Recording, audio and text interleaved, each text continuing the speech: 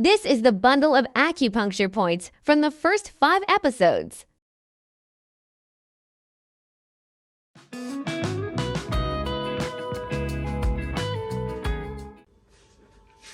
What is up, guys? I'm William. Welcome to William for Acupuncture. If you're new here, then hi, I'm William, a master's student in acupuncture at the Beijing University of Chinese Medicine.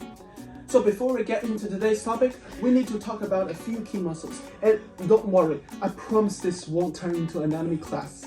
So first up, the infraspinatus. This little guy sits on the back of your shoulder blade, and it's a big deal when it comes to rotating your arm outward. Have you reached out for something behind you? That's your infraspinatus at work. Moving a little closer to the spine, we have the rhomboid muscles. These are the ones that pull your shoulder blades together. You know that feeling when you sit up straight after slouching for too long?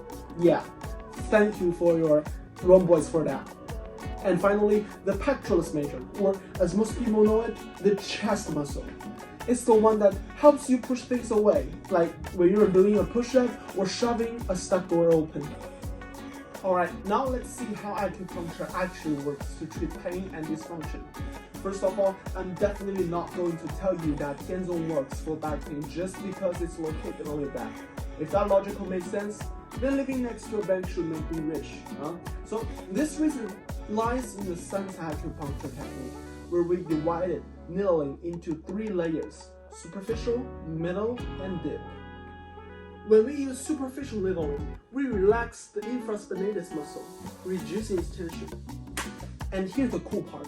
Since the rhomboid muscles work in opposition to the infraspinatus, their tension also decreases. Imagine a game of tug of war. If one side loosens up, the other side doesn't have to pull as hard either. This is why Kenzo can effectively relieve upper back pain. But that's not all. The infraspinatus attaches to the humerus, and so does the pectoralis major on front of the body. Using the same principle, when we release tension in the infraspinatus, the pectoralis major also relaxes. This reduces pressure across the chest, affecting areas like the breast, heart, and lungs.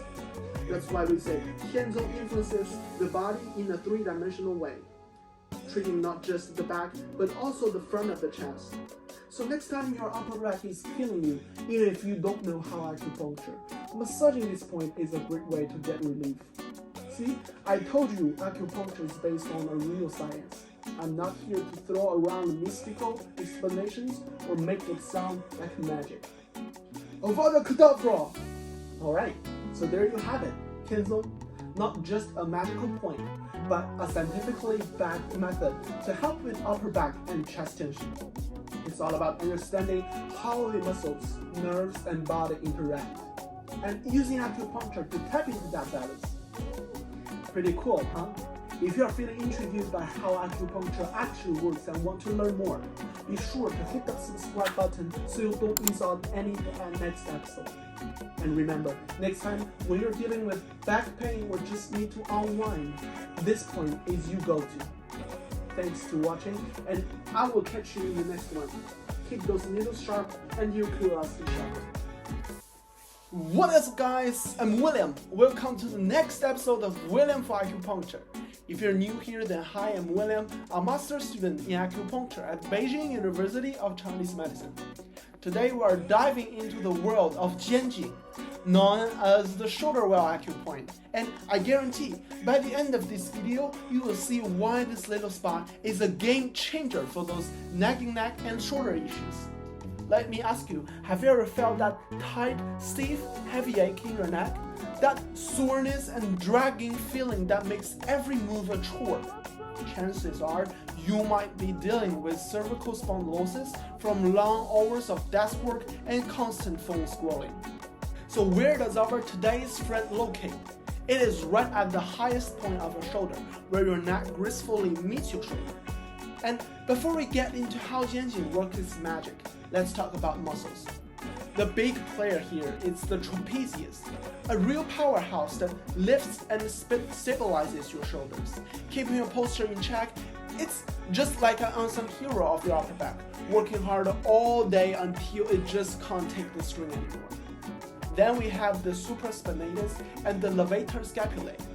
The supraspinatus helps to lift your arm away from your body, while the levator scapulae, true to its name, lifts your shoulder blade so everything moves in harmony. And of course, there is biceps and triceps. Those are pretty well known for their roles in arm movement, so we don't dwell on them. Now let's introduce a cool concept, force lines. Think of force lines as invisible highways carrying tension through your muscles and connective tissue. When you are glued to your phone or stuck at the desk, your upper trapezius get locked in tight, setting off a chain reaction of strain that can lead to spasms and that heavy, uncomfortable feeling. And when you are carrying heavy stuff, your biceps and triceps work hard to pull down while your supraspinatus, trapezius, and the levator scapulae team up to lift and stabilize your shoulder. This tug of war creates imbalance and overload, which is why you might end up with the pain right in that shoulder area. So where does the jianjing point come in? This is where the SanCai needling technique really shines. Remember, SanCai divides the needling into 3 layers: superficial, middle, and deep. For the jianjing point, we usually start with a gentle superficial needling approach that tickles the surface of the myofascial layer. That light stimulation triggers a quick muscle twitch in the trapezius, which in turn releases built-up tension along the entire force line. When the trapezius relaxes, it sets off a domino effect. The strain in your upper back muscles eases, your neck stiffness starts to melt away, and even the lingering soreness in your arms begin to subside. It's like resetting a jammed machine. The muscles can finally return to their natural rhythm, which means less pain and more freedom of movement. So that's it. Remember to avoid spending endless hours hunched over a desk or lost in your phone. Your muscle will thank you for the break. If you are feeling that persistent tightness or that nagging ache in your neck or shoulders after a long day, it might be a time to give your muscle some love, whether it's a through focused acupuncture at the jianjing point or even a well-timed massage. Thanks so much for tuning into this episode of William for Acupuncture. If you found that this video is helpful, please hit that subscribe button and give it a thumb up.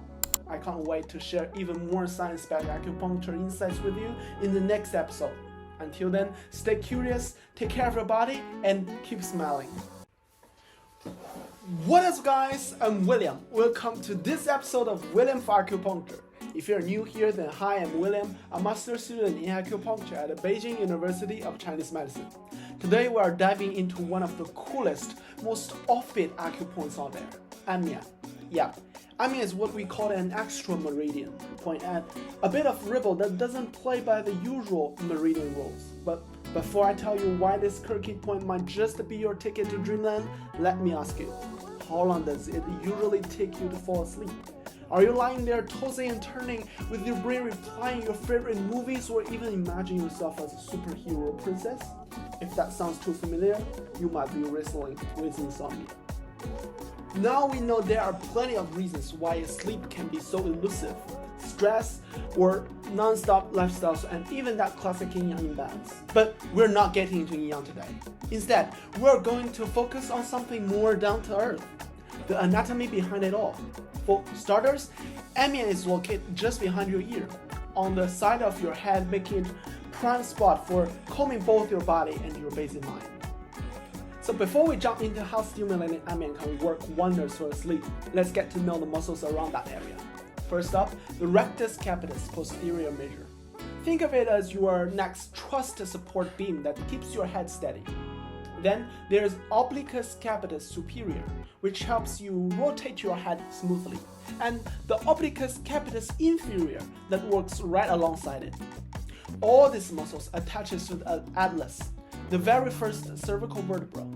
When these muscles get out of whack, say one side's all knocked while the other side is slack, it can mess up the blood flow through your vertebral arteries and disrupt your nerve rhythm, setting the stage for those restless nights. So why does Amian help with the insomnia?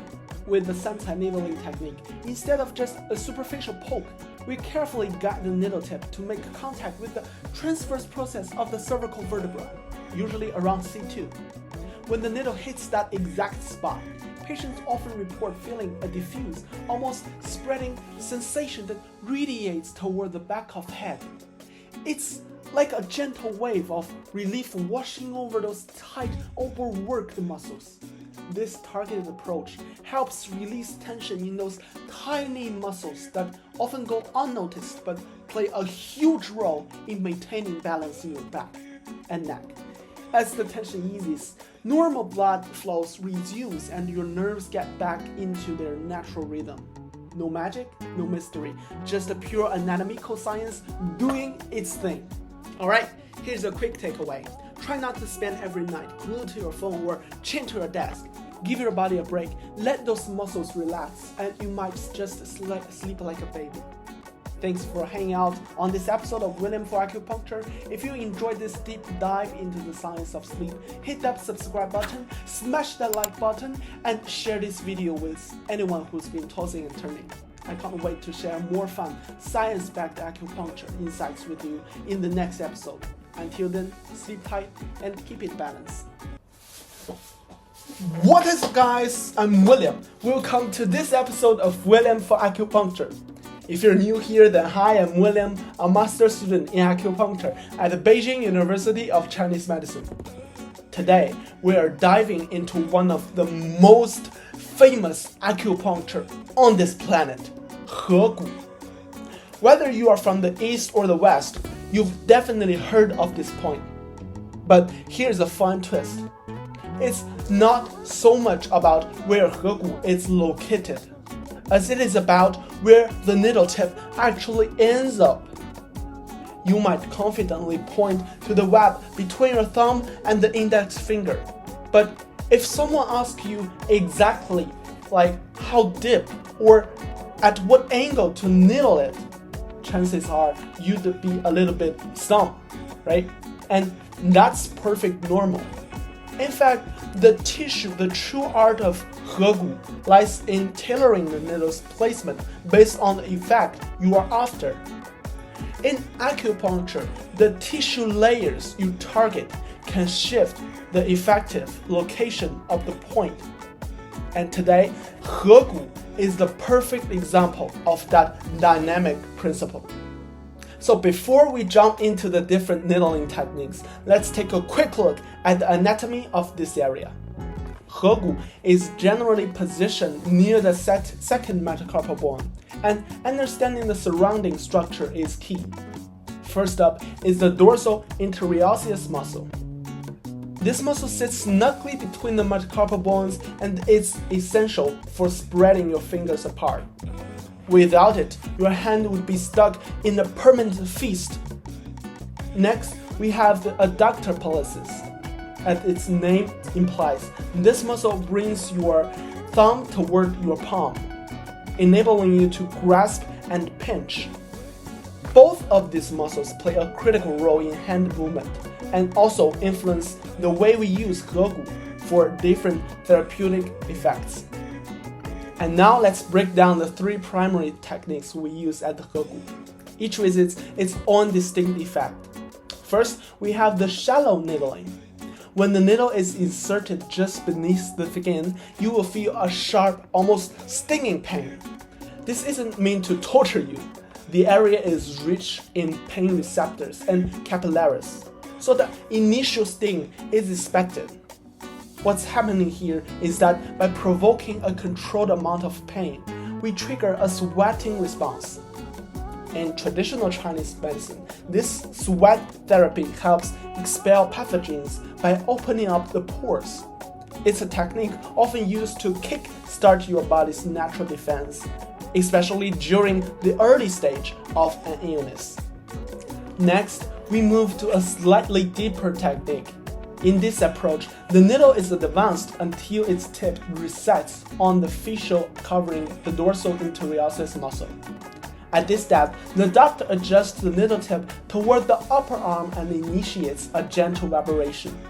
With the right amount of time, patience, and intensity, many patients experience what is known as the meridian conduction sensation, a slow, diffused feeling that seems to travel along the energy pathway.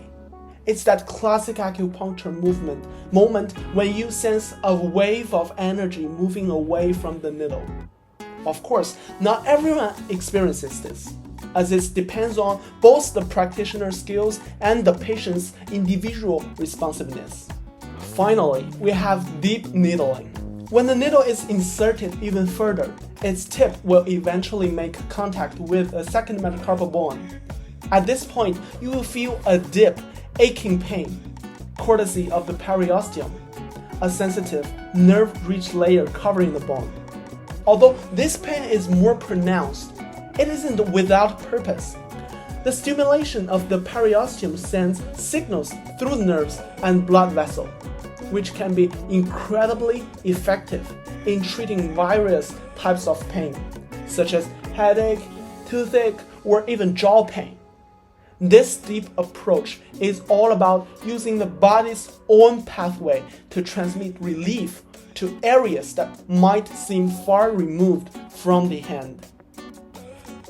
So next time someone asks you, where exactly is Gegu? Tell me, where is that?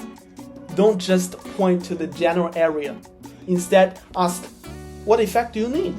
Because with acupuncture, it's not just about the acupoint's location. It's about where the needle tips goes and what does for your body. Alright, that's it for today's episode. It's so quick, right? And if you enjoy this deep dive into Gegu and how its dynamic needling techniques can be tailored for different therapeutic outcomes, be sure to subscribe and hit that like button. I'm William, and welcome to William for Acupuncture. I can't wait to share more science-backed acupuncture insights with you in the next episode. Until then, stay balanced and keep exploring. What is up, guys? I'm William. Welcome to this episode of William for Acupuncture. If you're new here, then hi, I'm William, a master student in acupuncture at Beijing University of Chinese Medicine. Today, we're tackling a super important acupuncture, Jian Zhen. Now, let me ask you, do you ever suffer from your shoulder pain, weakness, unusual sensations, or tender spots in your shoulder? Maybe you even notice intermittent pain or numbness that travels into your upper arm, forearm, or hand. If that sounds familiar, you might be dealing with what we call four-side hole syndrome. But don't worry, our trusty SanCai needling technique is here to set things right. According to standard acupoint location, Jian Zhen is situated at the lateral aspect of the shoulder, right where the scapula meets the upper arm. Now, here's the really interesting part. When it comes to Jian Zhen, it's not just about knowing its general spot. The magic is in where the needle tip ends up. In fact, if someone asks you, where exactly is Jian Zhen, you should answer, it depends on what effect you are looking for. Because in acupuncture, the tissue target can shift the effective location of the point. So before we dive into the needling techniques, let's take a quick look at the structures that form the boundaries of our four-side hole. Four key components shape this area: the teres major, which helps move and rotate your arm; the long head of triceps, which, when in spasm, can really cramp the space; the subscapularis, which supports and stabilizes your shoulder from beneath; and, of course, the humerus, the sturdy bone that ties everything together.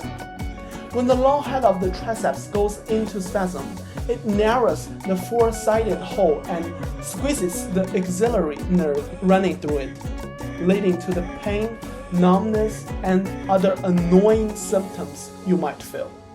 So how does this SanCai needling technique come to the rescue at Jian Zhen?